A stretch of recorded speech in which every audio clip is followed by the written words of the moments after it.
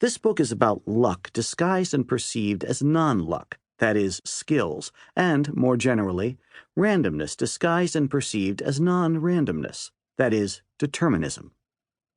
It manifests itself in the shape of the lucky fool, defined as a person who benefited from a disproportionate share of luck, but attributes his success to some other, generally very precise, reason. Such confusion crops up in the most unexpected areas, even science, though not in such an accentuated and obvious manner as it does in the world of business. It is endemic in politics, as it can be encountered in the shape of a country's president discoursing on the jobs that he created, his recovery, and his predecessors' inflation. We are still very close to our ancestors who roamed the savannah. The formation of our beliefs is fraught with superstitions. Even today, I might say, especially today. Just as one day some primitive tribesman scratched his nose, saw rain falling, and developed an elaborate method of scratching his nose to bring on the much-needed rain, we link economic prosperity to some rate cut by the Federal Reserve Board, or the success of a company with the appointment of the new president at the helm. Bookstores are full of biographies of successful men and women presenting their specific explanation on how they made it big in life. We have an expression, the right time and the right place, to weaken whatever conclusion can be inferred from them. This confusion strikes people of different persuasions. The literature professor invests a deep meaning into a mere coincidental occurrence of word patterns, while the economist proudly detects regularities and anomalies in data that are plain random. At the cost of appearing biased, I have to say that the literary mind can be intentionally prone to the confusion between noise and meaning, that is, between a randomly constructed arrangement and a precisely intended message. However, this causes little harm.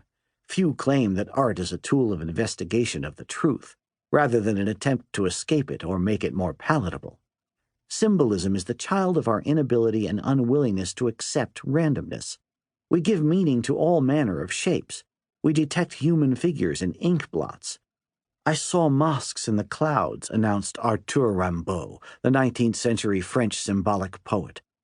This interpretation took him to poetic Abyssinia in East Africa, where he was brutalized by a Christian Lebanese slave dealer, contracted syphilis, and lost a leg to gangrene.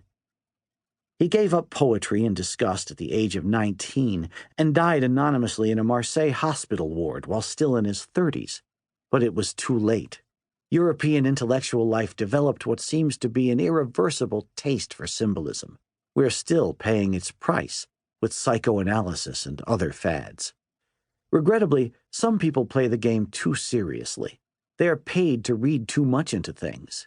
All my life I have suffered the conflict between my love of literature and poetry and my profound allergy to most teachers of literature and critics. The French thinker and poet Paul Valéry was surprised to listen to a commentary of his poems that found meanings that had until then escaped him. Of course, it was pointed out to him that these were intended by his subconscious.